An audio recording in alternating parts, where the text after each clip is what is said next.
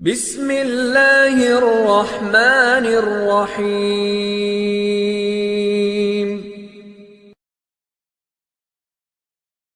لیکن یمن کی طرف منہ کر کے آقا علیہ الصلوۃ والسلام نے دعا مانگی اور ارشاد فرمایا انی لاجد ریح الرحمن من قبل الیمن، میں یمن کی طرف اس لیے منہ کر کے میں خوش ہو رہا ہوں، اس لیے دعا مانگ رہا ہوں کہ یمن سے مجھے رحمان کی خوشبو آ رہی ہے۔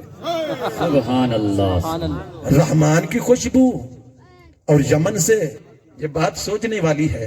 رحمان کی خوشبو اور وہ تو جہت سے، سمت سے، طرف سے، سائیڈ سے، وہ تو پاک ذات ہے نا۔ اینما تولوا فثم وجہ اللہ، جس طرف بھی دیکھیے رحمان تو اسی طرف ہے، ہر طرف اسی طرف ہے۔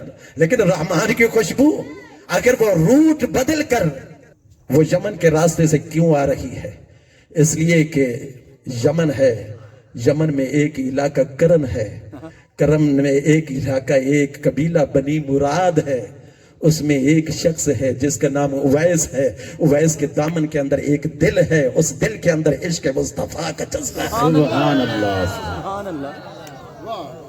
اس دل میں عشق مصطفیٰ، تو جہاں عشق مصطفیٰ ہو تو سمجھ لیجئے کہ رحمان کی خیر اور برکت اسی راستے سے ہو کر آتی ہے، جہاں سے جہاں عشق مصطفیٰ ہو۔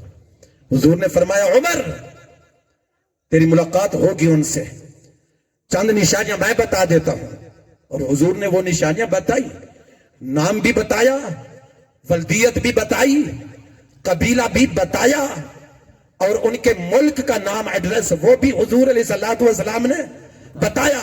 مزید نشانی یہ بھی بتائی کہ لہو والدتن، اس کی ایک ضعیف بوڑھی نابینا ایک والدہ ہوگی جس کی ہر وقت وہ خدمت میں رہے گا۔ یہ ایک اور علامت ہے، ایک اور نشانی اور پہچان اس کی بتائی۔ اور اس کے علاوہ ایک اور بھی بتائی کہ اس کے دامن پر ایک برس کی بیماری کا ایک سفید سا داغ ہوگا، وہ بیماری وہ تو ختم ہو جائے گی۔ یہ مسلم شریف، یہ صحاح ستہ میں دوسرے درجے کی کتاب ہے، اس کے اندر یہ روایت موجود ہے۔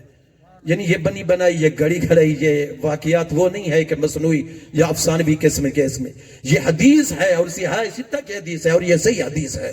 حضور علیہ الصلوۃ والسلام نے ارشاد فرمایا وہ بیماری تو دور ہو جائے گی مگر اس کا ایک نشان سفید قسم کا اس کے سینے پر یا اس کے کندھے پر یا اس کے بازو پر، یہ کچھ مختلف روایتیں ہیں، وہ موجود ہوگا۔ اور اس کے علاوہ ایک اور اس کا مقام یہ ہے، لو اقسم علی اللہ لابرہ، کہ وہ کسی چیز کے لیے اگر قسم اٹھا لے تو رب اس کو رد نہیں کرتا، فوراً اس کو قبول کر لیتا ہے۔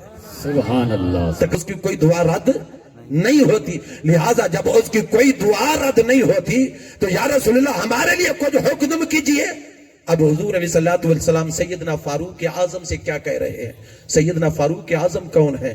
جن کے سائے سے شیطان بھی بھاگتا ہے، دور چلا جاتا ہے، دور چلا جاتا ہے۔ سیدنا فاروق اعظم اتنی عظمت اور یہ شان والے، جلیل القدر صحابی، عشرہ مبشرہ میں سے امیر المؤمنین اور خلیفہ ثانی، جن کی اتنی بڑی عظمت، اتنی بڑی شان ہے، حضور علیہ الصلوۃ والسلام انہیں فرما رہے ہیں فَإِنِ اسْتَطَعْتَ أَن يَسْتَغْفِرَ لَكَ، تیرے لیے حکم بس یہ ہے کہ اگر ملاقات ہو جائے نا میرے اس اویس سے تو اس سے اپنے لیے بخشش کی دعا کرا لینا۔ صرف اتنا نہیں، دو روایت اور ہے، فَمَنْ لَقِيَهُ مِنْكُمْ فَلْيَسْتَغْفِرْ لَكُمْ، بلکہ ان کے علاوہ دیگر صحابہ کو بھی کہا کہ صرف فاروق اعظم عمر بن خطاب کی بات نہیں، جن کی ملاقات بھی اویس کرنے سے ہو جائے تو وہ جہاں اپنے لیے دعا منگوائے تو میری امت کے لیے بھی اویس کو کہہ کر دعا منگوانی ہے کہ امت کی بخشش کے لیے دعا کر۔ سبحان اللہ، فَمْرُوهُ مِنْكُمْ فَلْيَسْتَغْفِرُوهُ، سیدنا فاروق اعظم سے خاص طور پر حضور نے کہ حضور علیہ الصلوۃ والسلام نے خود جو دعائیں مانگی ہیں یا مانگ رہے ہیں یا تا قیام قیامت مانگتے رہیں گے، حضور کی دعاؤں کے اندر کسی طرح کی کوئی کمی بیشی نہیں اور ان کی قبولیت کے اندر بھی کوئی شک اور شبہ نہیں ہو سکتا۔ لیکن آقا علیہ الصلوۃ والسلام کہ میں یہ عرض یہ کرنا چاہتا تھا کہ حضور کی اس طلب کو دیکھیے، حضور کی امت کے لیے پیار کو، اس طلب کو دیکھیے، وہ شان لے کر میرے مصطفیٰ یہاں آئے ہیں کہ آقا علیہ الصلوۃ والسلام خود تو خود اپنے غلاموں کے بھی ذمہ لگا رہے ہیں کہ میری امت کو اپنی بخشش اور مغفرت کی دعاؤں کے اندر ضرور یاد رکھنا۔ یعنی وہ شان، وہ عظمت لے کر آئے ہیں۔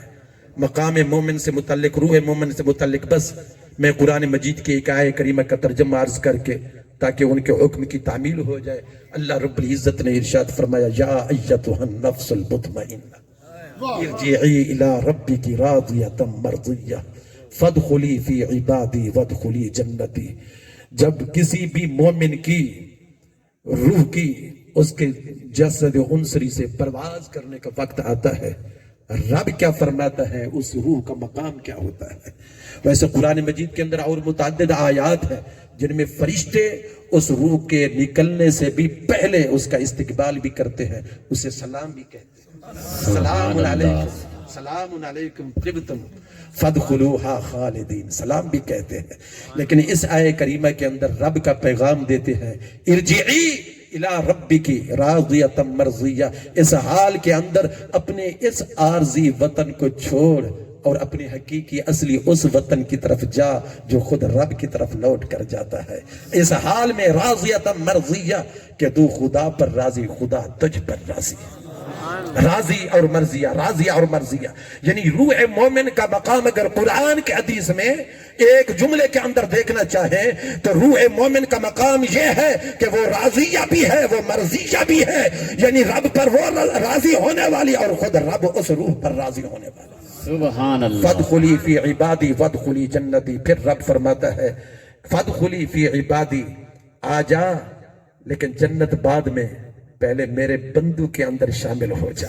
سبحان اللہ۔ وہ بندے جو پہلے ہیں نا اللہ رب العزت کے پاس، یعنی وہ روحیں جو پہلے ہیں اللہ رب العزت کے پاس، یا اعلیٰ علیین میں، یا وہ خاص مقام ان روحوں کا جو اللہ رب العزت نے ایک مستقر اور ٹھکانہ اور مسکن وہ خاص ان روحوں کا بنایا ہے۔ اللہ رب العزت فرماتا ہے کہ پہلے ان روحوں کے اندر آ جا، اس لیے کہ جہاں پہلے وہ روحیں موجود ہیں تیرا مقام بھی وہاں ہے۔ یہاں سے علماء نے یہ نکتہ اخذ کیا ہے کہ صلحاء کی، اولیاء کی صحبت اختیار کر لو، اس لیے کہ جو جنت میں جائیں گے تو جنت میں جانے سے بھی پہلے اللہ رب العزت اپنے نیک بندوں کے اندر انہیں شامل کرے گا اور فرمائے گا فادخلی فی عبادی وادخلی جنت۔ سبحان